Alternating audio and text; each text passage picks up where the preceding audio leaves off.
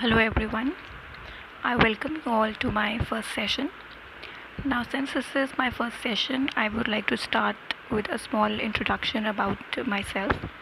So, I have completed my BCom and LLB and I am pursuing my further studies. So, here I have started with my YouTube sessions to share my knowledge about law. So, all those who are interested in law or those who are have taken admission in the law courses, or even if you are a law graduate and you are preparing for your further studies, my sessions are going to be highly helpful for you. So, this being my first session, I have chosen the Indian Penal Code of 1860. Now, IPC is a criminal law which is favorite amongst most of the students, yet they find it difficult to understand it sometimes. So here I am to help you out. Now, before beginning with this session, I would like to tell you that my sessions are going to be a mix of English as well as Hindi language. So it will be easy for the learners of both the languages to understand the concepts and understand my sessions as well. So here I start with the Indian Penal Code of 1860, which was drafted in the year in 1860 by the Britishers. Most of the laws we know of our country, they are drafted by the Britishers only. So जितने भी हमारे laws हैं, talk about Indian Evidence Act, talk about Contract Act, Indian Partnership Act, Sales of Goods Act, all these acts were enacted before 1947, that is by the Britishers. So आज हम start करने वाले हैं with a basic topic of the Indian Penal Code. So before that we need to understand कि IPC basically क्या है. Now IPC is, as you can see, it defines various offences and prescribes the punishment for them. So IPC एक ऐसा code है जो define करता है different offences को और पनिशमेंट भी प्रिस्क्राइब करता है for the same. So if ever you want to attribute criminal liability upon any person, you have to prove before the court that he has committed an offence, और उसके लिए आपको refer करना पड़ेगा to the Indian penal code. That means you have to see that whether जो उसमें offences specified हैं उनके एसेंशियल्स को फुलफ़िल किया गया है. अगर उनके एसेंशियल्स को फुलफ़िल किया गया है, इन दैट सिचुएशन उसको पनिशमेंट क्या मिलेगी वो भी आपको IPC के अंदर ही है जो प्रिस्क्राइब्ड आपको दिया गया है. सो IPC कंसिडर किया जाता है एक फुल फ्लेजेड कोड जिसमें आपको डिफरेंट ऑफेंसेस मिलेंगे, उनकी क्या एसेंशियल रिक्वायरमेंट्स हैं वो आपको मिलेंगी. साथ में आपको ये भी पता चलेगा कि क्या पनिशमेंट जो है वो ऑफेंडर्स को दी जानी चाहिए. अगर आपको इसका प्रोसीजर देखना है तो उसके लिए आपको जाना पड़ेगा to the criminal procedure code, because IPC एक सब्सटैंटिव लॉ है और CRPC एक प्रोसीजरल लॉ है. तो क्या प्रोसीजर फॉलो होगा, कोर्ट में आप कैसे जाएंगे, कैसे इन्वेस्टिगेशन स्टार्ट होगा, कैसे ट्रायल होगा, कैसे इंक्वायरी होती है, कैसे जो है वो पनिशमेंट्स एंड सेंटेंसेस पास किए जाते हैं, कैसे आप अपील्स फाइल करते हैं, वो सारा प्रोसीजरल एस्पेक्ट है. और प्रोसीजरल एस्पेक्ट जो है वो कवर होता है in your criminal procedure code. Here we will talk about the offences and the punishments for them. Now before starting with the topic for today, एक जनरल इन्फॉर्मेशन आपके लिए बहुत इम्पॉर्टेंट है, which is the territorial application and extent of IPC, कि जो Indian penal code है वो कहाँ कहाँ पे अप्लाई करता है. इसके लिए आपको रेफ़र करना पड़ेगा section 1 and section 18 of your code. Section 1 जो है वो सिंपली ये प्रोवाइड करता है कि IPC जो है वो एप्लीकेबल है to the whole of India except the state of Jammu and Kashmir. और सेक्शन 18 जो है वो ये प्रोवाइड करता है कि what is the territory of India. It defines the territory of India and as per section 18 territory of India excludes the state of Jammu and Kashmir. But now in 2019, after abrogation of Article 370 of the Indian Constitution, J&K is no more given a special status. That is why अब जो आपके पास Indian laws हैं, IPC है या कोई भी और लॉ है, they are applicable also in the state of Jammu and Kashmir. So ये बहुत इंपॉर्टेंट पार्ट बनता है कि अब जो टेरिटोरियल एप्लीकेशन और एक्सटेंट है of the IPC, it has changed. Now it is applicable even in the state of J&K. Before this, J&K had its own penal code, which was known as the Ranbir Penal Code. ये question बहुत बड़ी competitive examinations में जो entry level of law होते हैं उसमें पूछा जाता है। Ranbir Penal Code was the penal code that was applicable in the state of J&K before the application of IPC started there. Penal code जो J&K का है, Ranbir Penal Code, is almost the same as IPC only.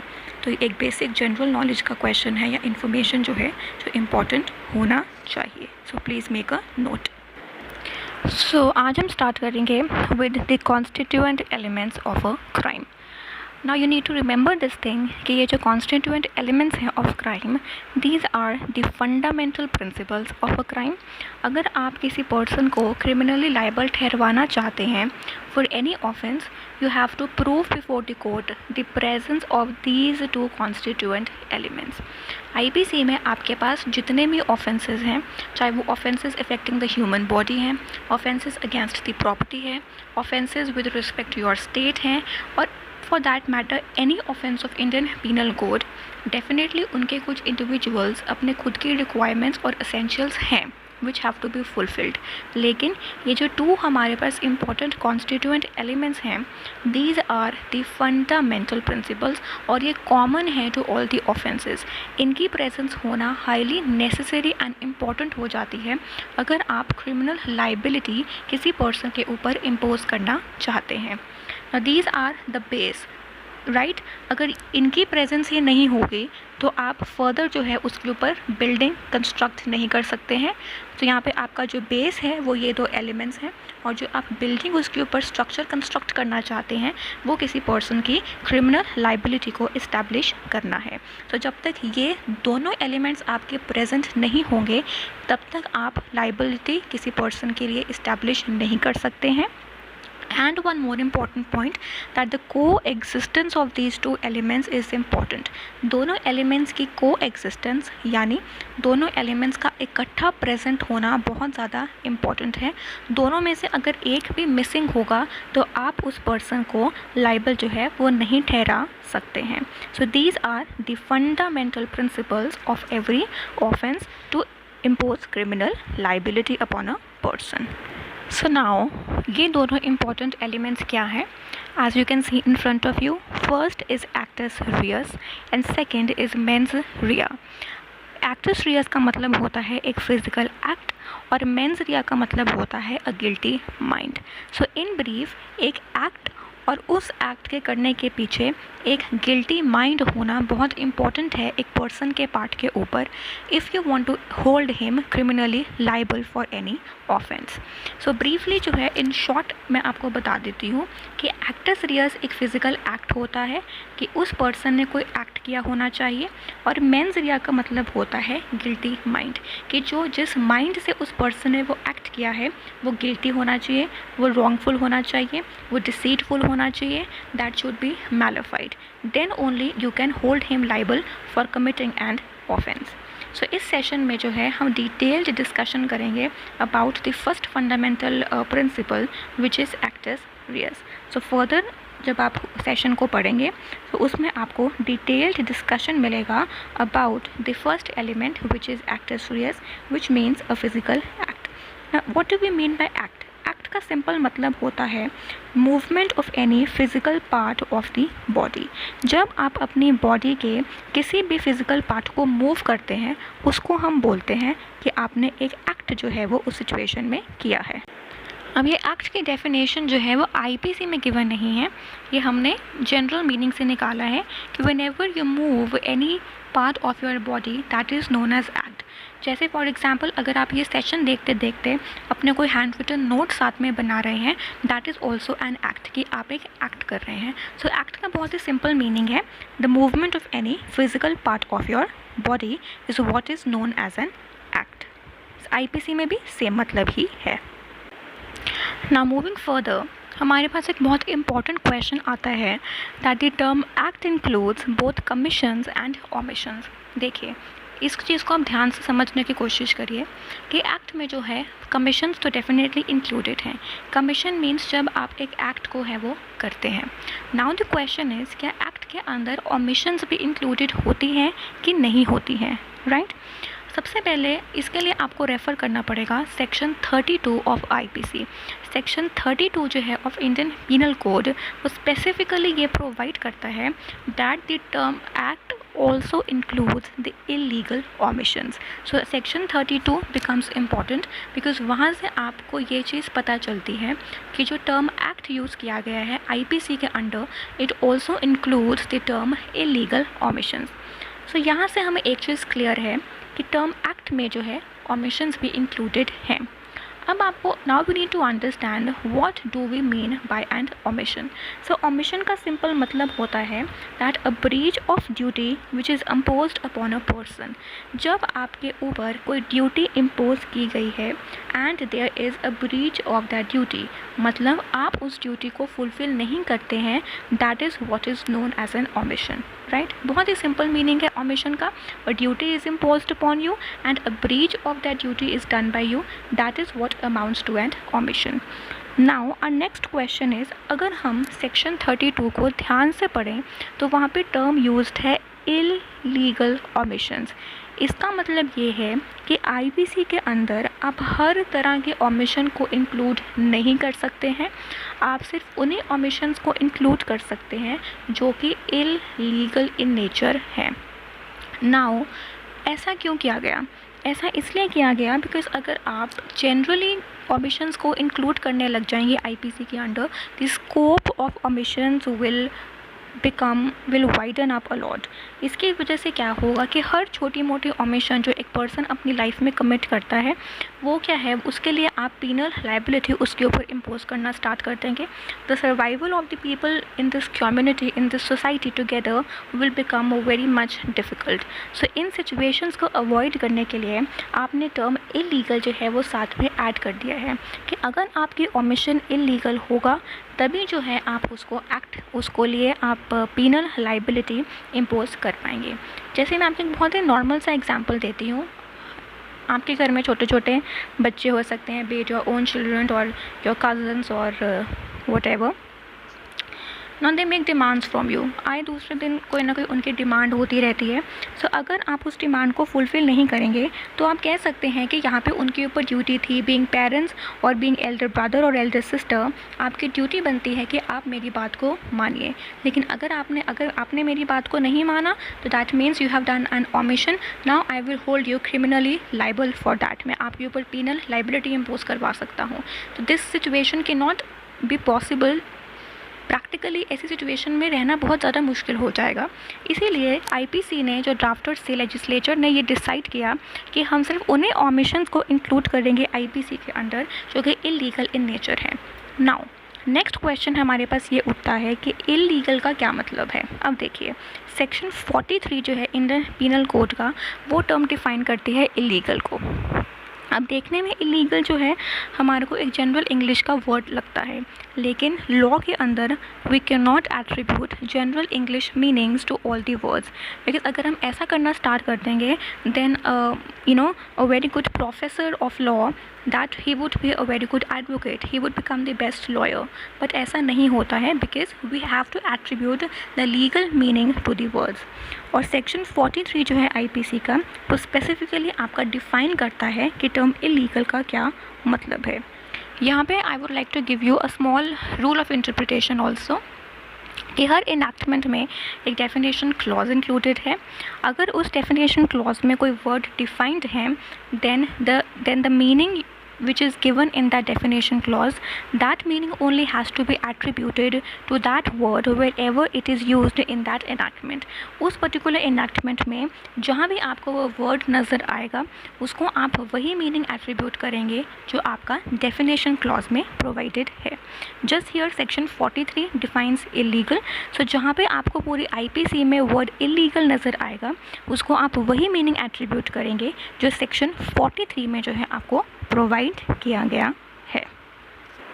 Now, as per section 43, the term illegal means something which is an offense, जो एक offense है, or something which is prohibited by law, or something which furnishes a ground for civil action. अगर आपका act या फिर आपकी omission जो है वो ऐसी है जो भी एक ऑफेंस बनाया गया है, आईपीसी ने उसको ऑफेंस बनाया है, किसी और लॉ ने उस ओमिशन को ऑफेंस बनाया है, या फिर ओमिशन जो है वो प्रोहिबिटेड बाय लॉ है, या फिर वो ऐसी है which provides a ground for civil action, means आप सिविल कोर्ट को मूव कर सकते हैं उस ओमिशन के लिए, that is when the omission becomes illegal. So only when the omission will become illegal आप उसके लिए पीनल लाइबिलिटी इस्टेब्लिश कर सकते हैं. Now here I would like to, आप एक चीज़ नोट कर लीजिए, वेरी इंपॉर्टेंट पॉइंट, दैट जब हम आईपीसी में बात करते हैं, ड्यूटी आपके ऊपर इम्पोज्ड होती है, अ breach of that duty means आपके पार्ट पे ओमिशन हुआ है. लेकिन आईपीसी में हम सिर्फ उन्हीं ड्यूटीज़ की बात करते हैं विच is imposed either by law और बाय सम स्टैट्यूट और it arises from the contractual obligations.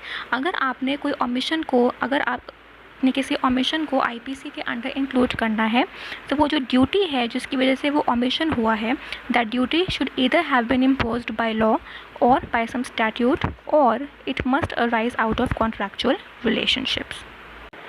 That means जो आपके पास मॉरल और सोशल ड्यूटीज़ आपके ऊपर इम्पोज की गई हैं just because you are living in this society, उन ड्यूटीज़ की ओमिशंस को आप आईपीसी के अंडर इंक्लूड नहीं कर सकते हैं. इसके लिए I would like to give you an example. This example will make this point very much clear. ये एक केस लॉ है जो कि फर्स्ट नंबर पे है, राजकुमार वर्सेस स्टेट ऑफ पंजाब 1982. अब इस केस लॉ में क्या हुआ था कि there was a husband and a wife. जो हस्बैंड है वो अपने एम्प्लॉयमेंट के कारण किसी और सिटी में रिज़ाइड करता था और वाइफ जो है वो किसी और सिटी में रहती थी. अब इट वाज लाइक 21 डेज़ का टाइम निकल चुका था कि जो हस्बैंड है उसने अपनी वाइफ को विज़िट नहीं किया, उसके पास वो नहीं रुका. So one day when the husband came back from his shop, the wife insisted that today you stay at home. ये आज तुम अपने एम्प्लॉयमेंट के लिए अपने एम्प्लॉयर के पास वापस नहीं जाओगे. The husband didn't say anything. Wife threatened the husband. Wife ने अपने हस्बैंड को थ्रेटन किया दैट अगर आज तुम अपनी एम्प्लॉयमेंट पे चले गए, if you left me alone, if you don't stay with me today, I will burn myself to death. Husband ने फिर भी कुछ नहीं बोला. In fact the husband said you can do whatever you want to do. इतने में wife ने क्या किया, she bought a kerosene, tin of kerosene, she poured it over her and she burnt herself to death. तो इस situation में जो husband है he was prosecuted for abetment to suicide. So इस केस में अब कोर्ट ने क्या हेल्ड किया, इस चीज़ को आप ध्यान से समझिए. सबसे पहले एक क्वेश्चन आता है कि क्या कोई ड्यूटी इम्पोज की गई थी upon the husband to save his wife. इसका आंसर है येस. ऑब्वियसली हस्बैंड के ऊपर ड्यूटी बनती है हस्बैंड की कि उसको जो है अपनी वाइफ को प्रोटेक्ट करना चाहिए था, उसको सेव करना चाहिए था. दूसरा क्वेश्चन, क्या उस ड्यूटी का ब्रीच कमिट किया गया है. इसका आंसर भी अफर्मेटिव में ही है दैट येस, जो ड्यूटी इम्पोज की गई थी अपॉन द हस्बैंड, उस ड्यूटी का जो है वो ब्रीच कमिट हुआ है, which basically means that there has been an omission on the part of the husband has taken place. Right. So duty भी थी, ब्रीच हो गया, तो omission जो है डेफिनेटली हस्बैंड के पार्ट पे जो है वो कमिट की गई है.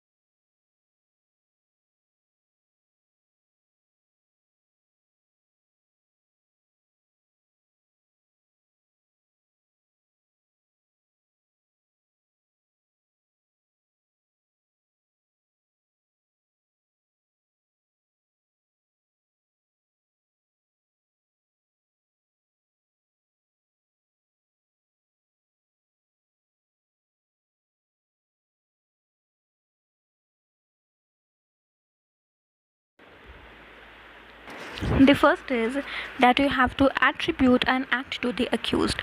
ये बहुत इंपॉर्टेंट पॉइंट है कि अगर आप अक्यूज्ड को लाइबल ठहराना चाहते हैं फॉर एनी ऑफेंस, सबसे पहले you have to prove before the court that an act has been committed by the accused, right. If I have done an act, I will be responsible for the consequences resulting from it. You can not be held liable for that. अगर आप ए को सज़ा दिलवाना चाहते हैं कि उसने जो है वो मर्डर कमिट किया है, that there must be an act of murder जो है वो ए ने किया होना चाहिए. If you want to hold B liable for the offense of theft, you have to prove that the act of theft has been done by A. if the offense, अगर act जो है वो C person ने commit किया है, A को जो है आप उसके लिए criminally liable नहीं ठहरा सकते हैं. So first of all you have to attribute an act to the accused person.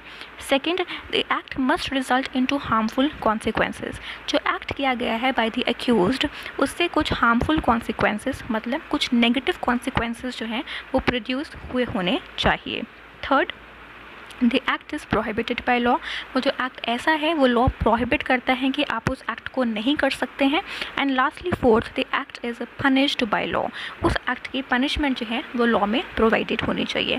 अगर पनिशमेंट लॉ में प्रोवाइडेड नहीं है, अगर लॉ उसको पनिश ही नहीं कर रहा है, तो फिर भी जो है आप उसकी लाइबिलिटी को जो है वो इस्टेब्लिश नहीं कर सकते हैं. तो इसमें लास्ट और फिफ्थ पॉइंट है वो बहुत ही इंपॉर्टेंट है.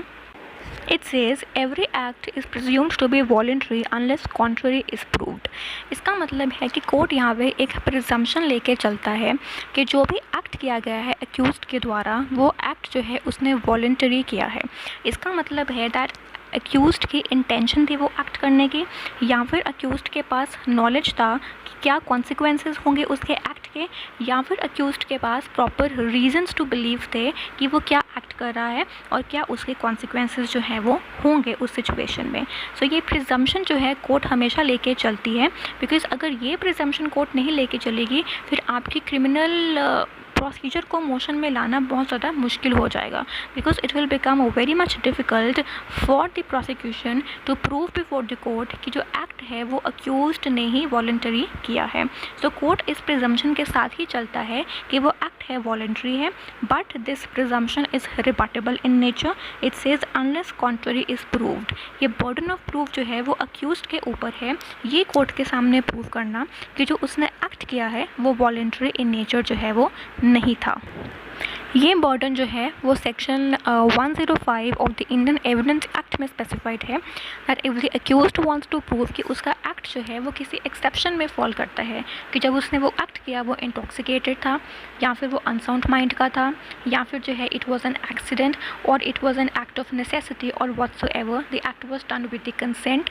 अगर जो है अक्यूज्ड कोई भी ऐसी एक्सेप्शन लेना चाहता है, the burden of proving the same is upon the accused only, but the court will go with this presumption that act is voluntary in nature itself. Right, so ये हमारा सा act is reus. Before concluding मैं एक case law discuss करूँगी which is second Shamsher Singh versus NCT Delhi. ये case law उस point के साथ है कि you have to attribute an actus reus to the accused. अगर आप एक्टस रियस ही एट्रीब्यूट नहीं कर पाएंगे तो आप उसके लिए ऑफेंस के लिए लाइबिलिटी इस्टेब्लिश नहीं कर सकते हैं.